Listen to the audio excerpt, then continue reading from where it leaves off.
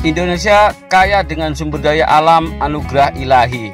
Usia kita tidak selamanya muda dan kita tidak selamanya kerja. Karena itu persiapkan masa tua, masa pensiun kita dengan baik, sekaligus melestarikan alam dengan budidaya durian atau tanaman lain yang menguntungkan.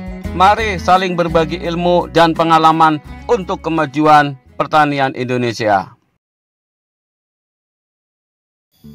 Assalamualaikum warahmatullahi wabarakatuh. Jumpa lagi di channel Durian Mas Tegal.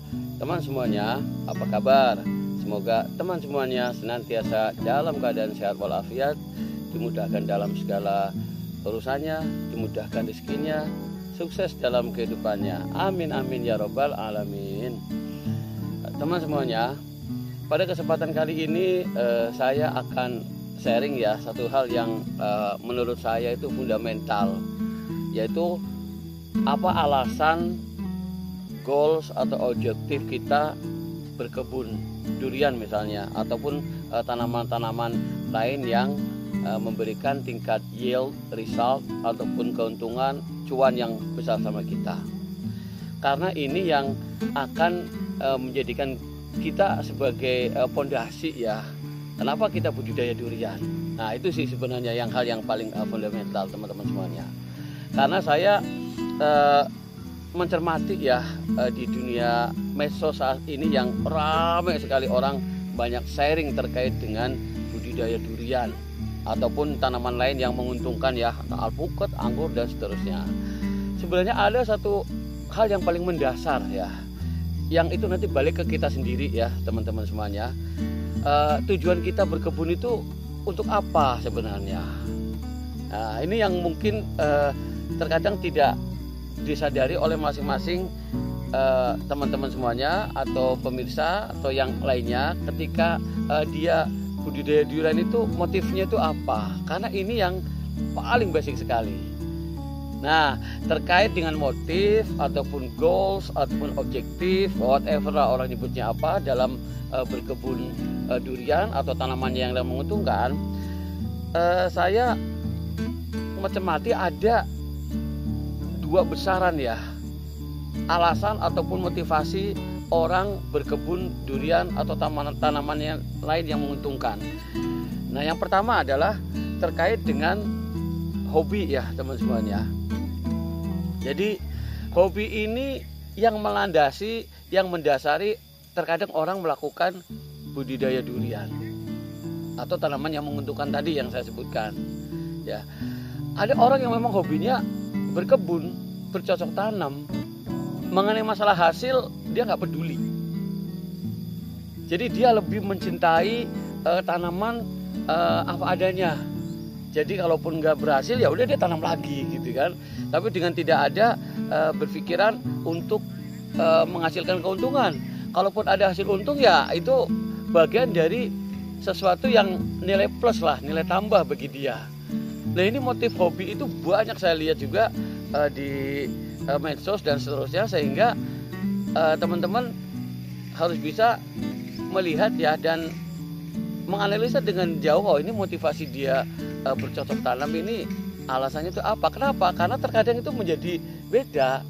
Kalau orang yang motivasinya berkebun, dia terkadang tidak memikirkan dengan seksama hasilnya itu nanti akan seperti apa, sehingga dia akan benar-benar mencintai tanaman, dikasih ya macam-macam semuanya yang ya tidak mikir biaya lah bahasanya seperti itu ya.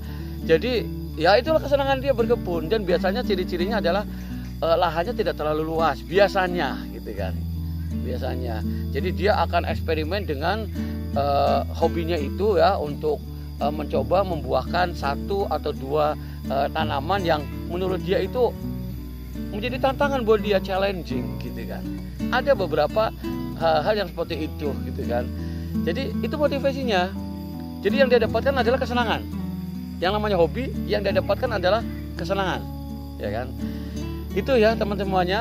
Terkadang tanpa sadar juga jangan-jangan kita bagian dari orang yang suka bercocok tanam saja ataupun hobi doang gitu kan, sehingga kita tidak memikirkan bagaimana ini nanti akan kembali hasil uangnya dan seterusnya dari buahnya itu seperti apa jualannya, kualitasnya seperti apa. Yaitu karena memang dilandasi semangatnya oleh yang namanya hobi. Hasil akhirnya adalah kesenangan dia bercocok tanam ya teman semuanya. Nah itu yang pertama ya, kalau menurut saya alasan motivasi orang berkebun itu yang pertama karena hobi. Teman semuanya, alasan yang kedua orang berkebun durian atau budidaya tanaman lain yang menguntungkan itu adalah investasi.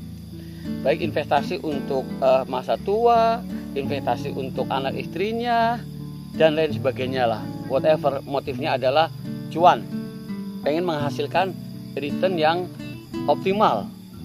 Nah, karena ini skalanya investasi, maka biasanya orang-orang yang seperti ini akan mempertimbangkan dengan baik ya terkait dengan berapa biaya yang dikeluarkan, berapa kira-kira pendapatannya, berapa BEP-nya, bla bla bla bla dan seterusnya. Yang terkait dengan analisis keuangan untuk investasi kebun ya teman semuanya. Saya lihat ini juga udah mulai banyak ya di medsos, itu banyak yang alasannya adalah investasi saya lihat ya kan. Jadi ciri-cirinya biasanya infrastrukturnya ataupun perangkatnya ini lebih bagus ya dibandingkan dengan yang alasan hobi semata. Nah terkait dengan alasan investasi ini menurut saya itu ada 3 kategori ya. Jadi skala kebun kecil, yaitu orang-orang yang memiliki lahan kebun sampai dengan 10 hektar. Itu masuk kategorisasi skala kecil. Kemudian yang kedua, skala kebun menengah, yaitu orang-orang yang punya lahan dengan motif investasi antara 10 sampai dengan 100 hektar. Itu termasuk udah mulai serius nih, profesional sekali yang sampai dengan 100 hektar.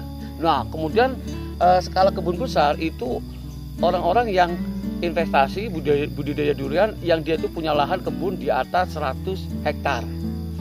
Ini tentunya teman-teman akan mencermati ini beda nantinya ya. Pengolahannya, penanganannya terkait dengan budidaya durian ataupun tanaman lain yang menguntungkan itu pasti akan beda. Yang satu modal, yang skala kecil ya itu modalnya itu biasanya modal banyakan pribadi yang skala kebun sampai dengan 10 hektar. Saya beberapa kali ngobrol dengan para pekebun yang dia itu punya lahan di bawah 10 hektar, itu campur tuh antara keuangan pribadi dia dan dia dominan di situ. Bahkan biasanya itu self financing gitu ya teman-teman semuanya. Itu kondisinya saya lihat. Itu yang pertama ya. Dan untuk yang skala kebun kecil ini terkadang juga campur dengan dia itu senang juga bercocok tanam. Artinya dengan motif hobinya juga masih ada, tapi itu yang skala kecil. Nah, untuk yang skala menengah yang antara 10 hektar sampai dengan 100 hektar, ini biasanya kondisinya itu patungan. Kalau bahasa istilahnya adalah konsorsium ya, konsorsium dari berbagai macam investor, dari berbagai investor. Ataupun bisa jadi ini dapat financing ataupun pembiayaan dari luar, dia main di skala kebun 10 sampai dengan 100 hektar. Nah ini, jadi udah beda. Kalau yang skala kecil itu biasanya pemiliknya itu adalah pribadi ya. Kalau untuk skala menengah biasanya itu udah konsorsium. Nanti ada manajernya, ada yang handle-nya dan seterusnya ya. Nah kemudian yang ketiga tadi, yang skala kebun besar yang 100 hektar, ini juga lebih kuat lagi. Ini semuanya itu sudah bagus ya, lengkap dan seterusnya. Dan ini kebanyakan ini konsorsium ya, konsorsium juga, dan dapat pendanaan ataupun investor yang besar, sehingga dia bisa membuka lahan sampai di atas 100 hektar. Ini kayak yang di luar negeri dan seterusnya, itu kadang mainnya itu benar-benar profesional sekali ya terkait dengan budidaya durian ini ya. Ini udah skalanya udah skala korporasi ya teman-teman semuanya. Demikian sharing singkat dari saya, Durian Mas Tegal. Semoga bisa memberi manfaat untuk semuanya untuk kemajuan pertanian Indonesia. Assalamualaikum warahmatullahi wabarakatuh.